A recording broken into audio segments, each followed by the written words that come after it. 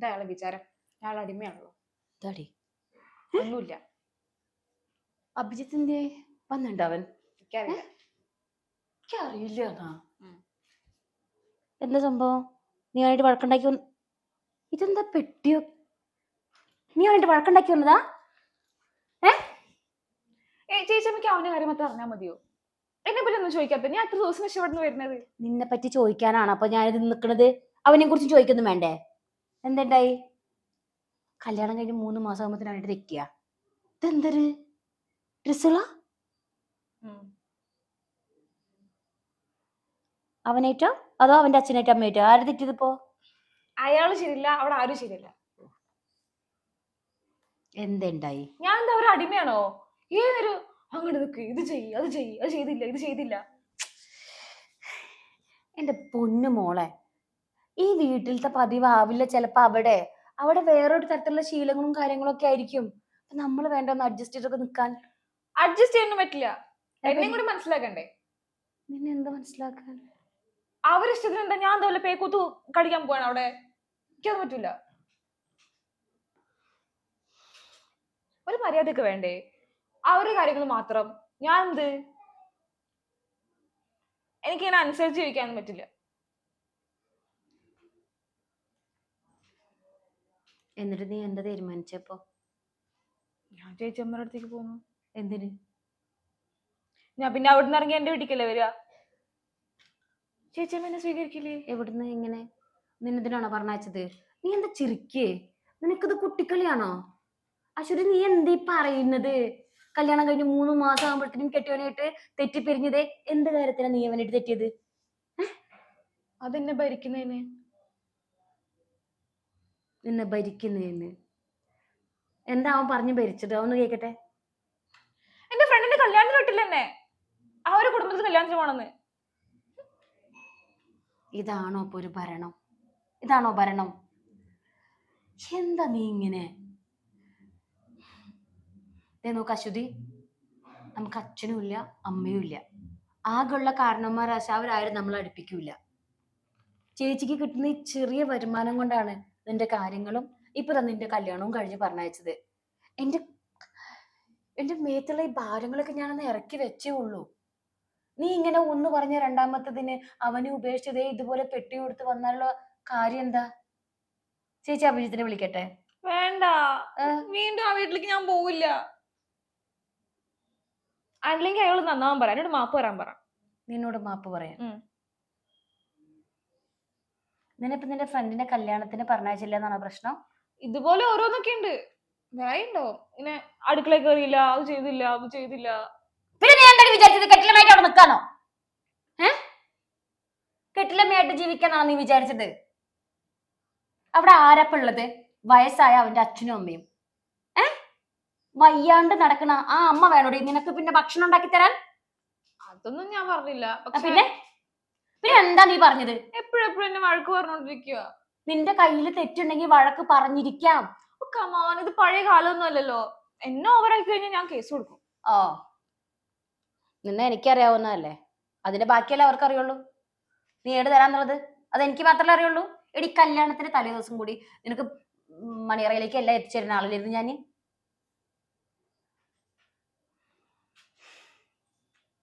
അശ്വതി മോളെ, നീ ഒരു കാര്യം മനസ്സിലാക്കണം. ഞാൻ നേരത്തെ പറഞ്ഞത് നിന്നോട്, നീ അതൊക്കെ എന്നെ ക്ഷമിക്ക്. നമുക്ക് അച്ഛനും അമ്മയില്ല. എങ്ങനെയൊക്കെ കഷ്ടപ്പെട്ടാണ് നിന്നെ വളർത്തി വലുതാക്കി പഠിപ്പിച്ച് ഇപ്പതാ നല്ലൊരാളെ കൊണ്ട് കല്യാണവും കഴിപ്പിച്ചു. എന്നിട്ട് നീ ഇങ്ങനെ 1ഉം 2ഉം പറഞ്ഞ് വന്നാൽ എങ്ങനെയാ? ഇതിന് വ്യക്തമായിട്ടുള്ള കാരണം എനിക്ക് അറിയാവുന്നത് കൊണ്ടാ ഞാൻ ഇങ്ങനെ പറഞ്ഞത്. എന്നെ വിളിച്ചിരുന്നു അവൻ. നീ വാശി പിടിച്ചതും പോവാൻ പറ്റില്ല എന്ന് പറഞ്ഞതും എല്ലാം അവൻ എന്നോട് പറഞ്ഞു. ഏതോ മുള്ളിയാ തെറിച്ച് ബന്ധമുള്ള കല്യാണത്തിന്, അപ്പൊ അവരുടെ അമ്മായിയുടെ മോളുടെ കല്യാണമല്ലേ അതിനും കുറച്ചും കൂടി പ്രാധാന്യം. എന്റെ ഫ്രണ്ട് അല്ലേ? ഏതോ മുള്ളിയത് 1ാം ക്ലാസ് 2ാം ക്ലാസ് പഠിച്ച ഫ്രണ്ട്. അതിനേക്കാളും പ്രാധാന്യം ഇല്ലേ കുട്ടിയെ മറ്റവരെ കല്യാണം? ഇല്ലെങ്കിൽ അവൻ നിന്നോട് പറഞ്ഞതല്ലേ നമുക്ക് ഉച്ചയ്ക്ക് ശേഷം പോവാം, പാർട്ടിക്ക് പോവാം. അപ്പൊ നിനക്ക് അത് പറ്റില്ല. ആദ്യം അവിടെ പോയിട്ട് ഇവിടെ പോവാന്ന് അഭിഷേകിനും പറ്റില്ലല്ലോ. അതെ, ഒക്കെ ഒരു അണ്ടർസ്റ്റാൻഡിങ് വേണ്ടേ? രണ്ടുപേരും ഇങ്ങനെ എന്താ കണ്ടിക്കണേ? ഇത് എന്നോട് മാത്രല്ല അവനോട് പറ. അവനെ വിളിക്ക്, ഫോൺ ചെയ്തിട്ട് അവനെ വിളിക്ക്, എന്നിട്ട് വരാൻ പറ. പെട്ടെന്ന് കയറി ചെന്ന് കഴിഞ്ഞാൽ എന്റെ വില പോവില്ലേ? ആദ്യം സ്വയം വില ഉണ്ടാക്കണമെങ്കിലേ നീ നല്ല മര്യാദയോട് കൂടിയിട്ട് ആ ഫാമിലിയിൽ പെരുമാറണം. ഇത് പണിയെടുക്കില്ല, എന്നാ പഠിക്കോ അതും ഇല്ല, ഏത് നേരം സിനിമയും സീരിയലും ഈ ഫോണും നോക്കിയിട്ട് അങ്ങനെ ഇരുന്നിട്ട് അവൻ്റെ അമ്മയല്ലേ നിന്റെ ഡ്രസ്സ് അടിവസ്ത്രം പോലെ അലക്കി തരുന്നത്? വാഷിംഗ് മെഷീൻ അല്ലേ? ചേച്ചിയുടെ ജീവിതം നിന്റെ മുന്നിലുണ്ട്, നീ അത് മറക്കരുത് കേട്ടോ. ചേച്ചിയുടെ പോലെ നിനക്കും ആവണോ? ആവണോ? എൻ്റെ അച്ഛനും അമ്മയും പോയിരുന്ന സമയത്ത് ഞാനുണ്ടായിരുന്നു നിന്നെ നോക്കാൻ. ഞാൻ പോയാ നീ ഇവിടെ നിന്നാൽ ആര് നിന്നെ നോക്കും? നീ പറ. നിനക്കൊരു പഠിപ്പില്ല, ജോലിയില്ല. പഠിക്കാൻ പറഞ്ഞപ്പോൾ എന്തായിരുന്നു അവസ്ഥ? അവിടെ എന്തായിരുന്നു? പഠിക്കാതെ ഉഴപ്പി നടക്കുക അല്ലേ? അതല്ലായിരുന്നു പരിപാടി. എല്ലാത്തിനും പൊട്ടി. നല്ല ക്ലാസ് മുട്ടയും വാങ്ങിയിട്ടാണ് മോള് പോകുന്നത്. അതും കഴിഞ്ഞ് സമയമായപ്പോൾ ഞാൻ കെട്ടിച്ചും വിട്ടു. ഇപ്പൊ ഈ ജോലിയും ഇല്ലാണ്ട് ഈ വീട്ടിൽ വന്നിട്ട് എന്ത് ചെയ്യാ?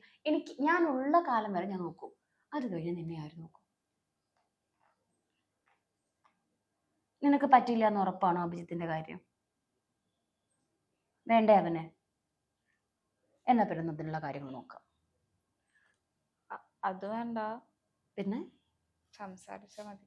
എന്ത് സംസാരിക്കാൻ? അപ്പൊ നിനക്ക് അഭിജിത്തിന് വേണം അല്ലേ?